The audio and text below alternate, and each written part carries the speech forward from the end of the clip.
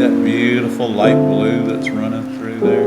There it is right there. This is a glass that I'm using that's on the back side of an island, but I want to just share this with you. This is a Kokomo, y'all.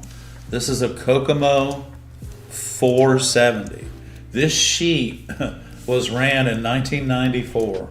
And the reason I know that is because I have the label that's still on the sheet of glass at the shop that we're using. But you know, I wanted to share with you about Kokomo glass and the things that are, you know, like, even like Wissmach Glass. I have a piece of that I want to share with you. But I really want you to listen. We're going to square this up. Excuse me. We're going to square this up a little bit. Let me grab my running pliers here. And I'll set these right here. There's my runner. So remember, guys, when we're cutting glass, we just depress the head, and we're just gonna, there it goes. Now this is a blue, and it should be soft, but it's not. It's pretty dense. So here we go. So we're squaring this up, and you can see this. You can see this now a little bit better. But this has a cobalt blue and a light blue, almost turquoise, running through it. It's really pretty. It makes beautiful water because it's a Kokomo, y'all. Let's bring this little piece over here. Because it's a Kokomo, just listen to how it cuts.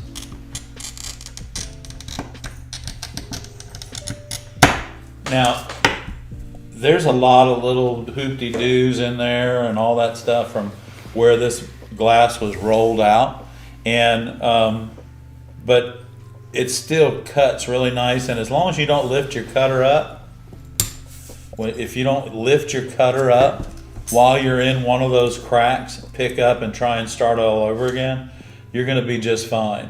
And you can see that those little hoopty-doos in this glass do not affect the cut ability of this glass. It's really just a sweet glass, and I think you'll enjoy working with it quite a bit. So here we go. We're just gonna pull this to us. Come off that end, and we're gonna just run that out like that. If you need a really pretty glass for water, this is another glass here, Tim. This is a pretty glass in the light, the Kokomo 470. See that? And here we go, right here. Okay. So this right here, y'all look at this. Isn't this gorgeous? This is a coral color. This isn't orange. This is a coral color. The part number on this sheet of glass is a Wissmach. The O is for opalescent, number 36. This, I'm using this in the Goat Island window right now.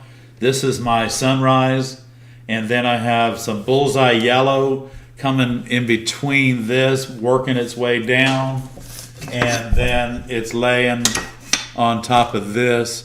And when you get all this in the light, y'all, it's just absolutely gorgeous. But I want you to listen to how nice this glass really scores. So you can see that I didn't square this up at the shop, so we're gonna square it up right now. So I'm gonna leave this sideways so that you can see it, but here we go. Depress the head. Now this glass sounded really soft, didn't it?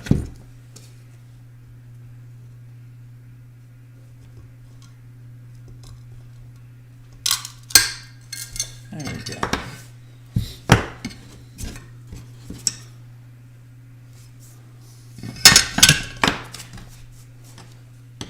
So now this, I've been cutting patterns of this of sky with trees running through it. So this, like, these patterns are all over the place. And this glass, y'all, is just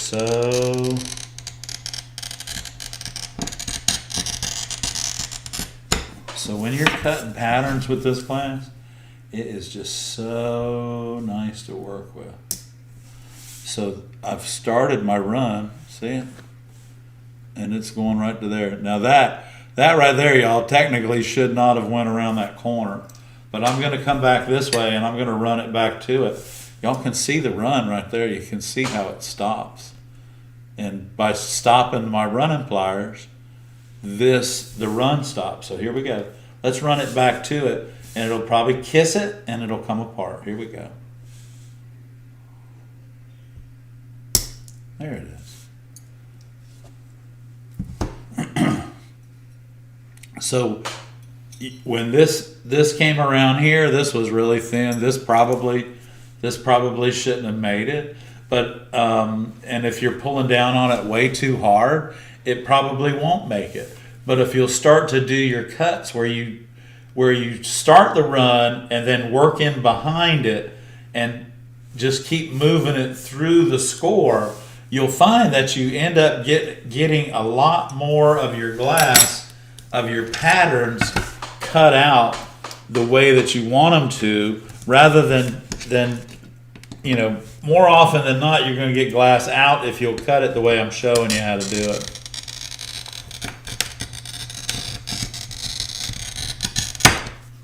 So I went from one end to the other, and now this is going to be really easy to start my run. I'm just going to start it just like that. And there it is. It's started right there.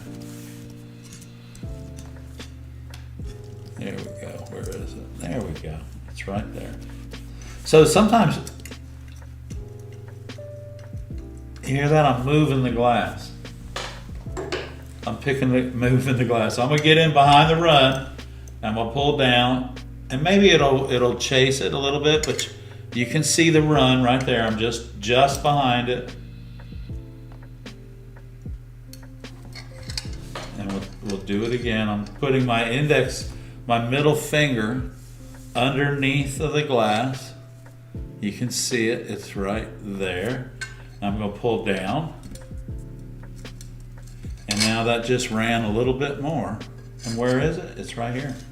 I'm going to pull down a little bit more, and we just finished that out. Now, because of the way that we did that, this allowed all of this, even if it weren't, if it were more delicate. If we were chasing the run behind itself all the way from one end to the other, our success rate increases. And you know what? That's what it's all about. When you start. If you find these videos helpful to you or any member of your family that does stained glass, please give us a thumbs up, and don't forget to subscribe. Subscriptions are free, and we'd love to have you on board in our family. So give us a thumbs up, go ahead and subscribe, and don't forget to hit the notification bell so that you know that we're coming to you live every Monday night at 7 p.m. along with new videos that come out sometimes daily. Thanks again. I'm Ed in the Glass Studio with Barb, and we're here for the ARTyRV channel.